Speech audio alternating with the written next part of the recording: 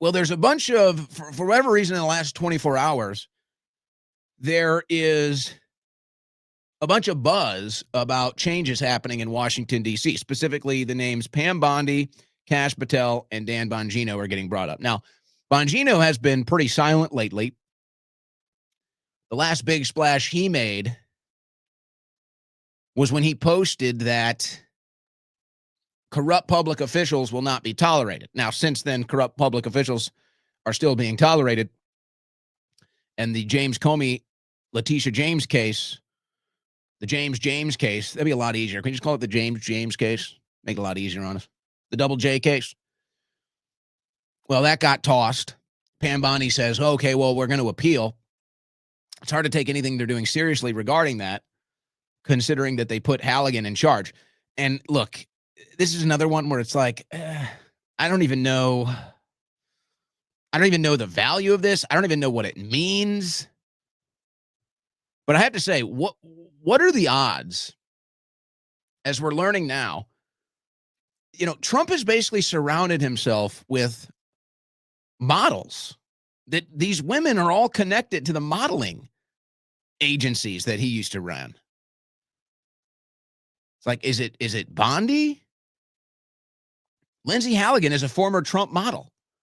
She used to be on the same circuit with Erica Francvier, or however you said her name, now Erica Kirk.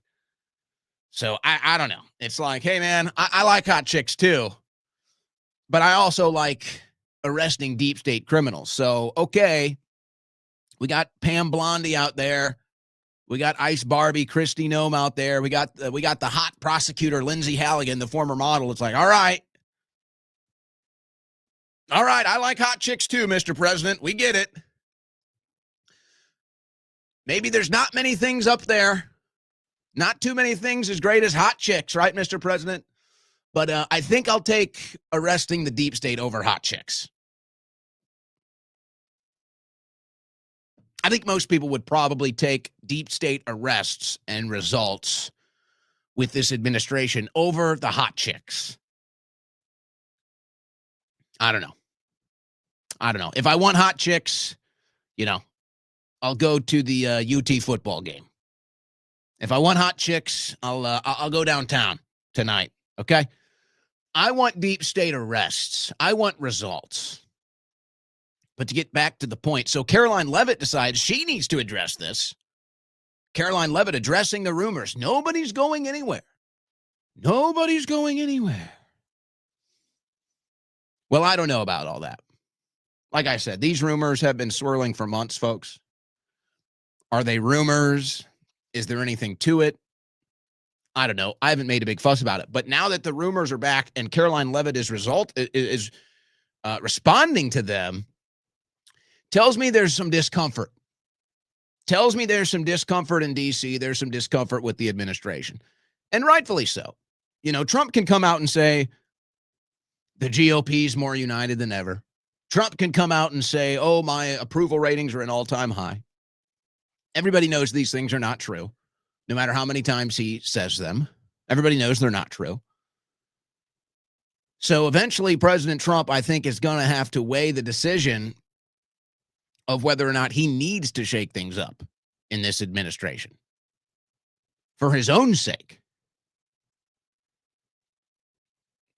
Because I don't think the approval rating of Pam Bondi or Kash Patel or Dan Bongino is going up. And I'm not sure how much President Trump appreciates the FBI saying nothing to see here in the Thomas Crooks case. I'm not so sure he appreciates that. Now, I don't expect anything to happen until probably after the holidays. Probably not until next year. But you are going to see a shakeup at the Federal Reserve. Maybe President Trump just decides to shake it all up. But I don't know. I can't help but feel that there's it's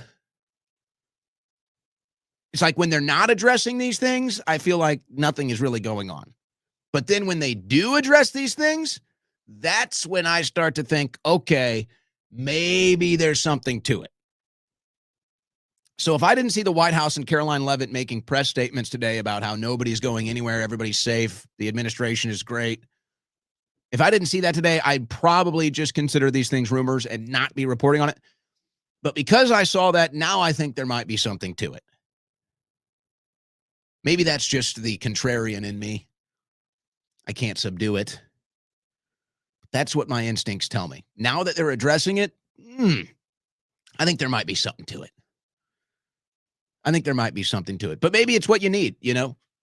Sometimes when a season is going bad, you need a little change up. You change the manager, you make a big trade, whatever the deal is, to try to get a little new energy, get a little new vibe. Sometimes just a change can build confidence where it's lacking.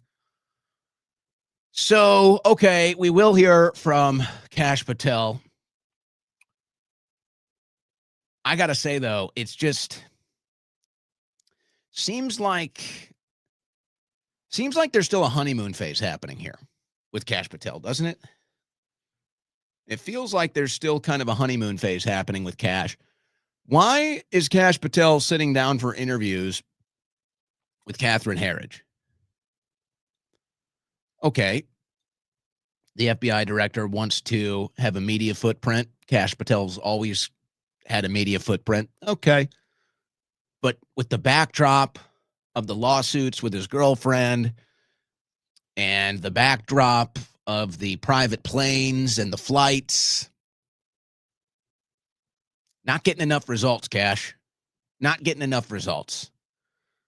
And you didn't really do yourself any favors leading into this, talking about the Epstein list and how important it was, talking about abolishing the FBI, shutting it down, turning it into a museum.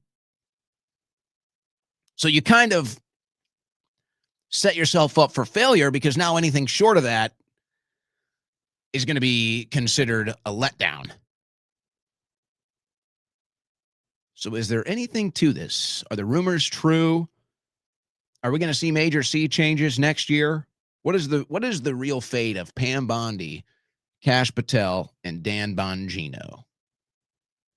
Now, the rumors are, I don't know why, perhaps because Andrew Bailey has a track record of results in the state of Missouri as Attorney General. Maybe that's why his name is getting floated around for the FBI. But that's what we need. We need results. We need results. And the only results that I think this administration can point to and unequivocally say, here are results, here is a success story. It seems like right now the only direction they can point for that is the border. The border is secure and illegal immigration is down. Virtually done, virtually zero. And of course, you'll have gotaways and people that are getting over at the dark of night where there's not a wall. But for all intents and purposes, this administration has closed the border. They've taken care of the illegal immigration issue. Now,